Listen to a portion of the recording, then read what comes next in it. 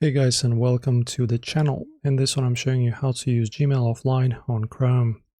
So guys, this is pretty simple. We only need to enable one toggle in the settings to achieve this. So just open up your Gmail, then navigate to the settings, gear icon right here, and then click on all settings, see all settings. Then go to offline, it's almost the last tab here, and then click enable offline. Okay. And now, as you can see, it will prompt you with the choice. How many emails do you want to store?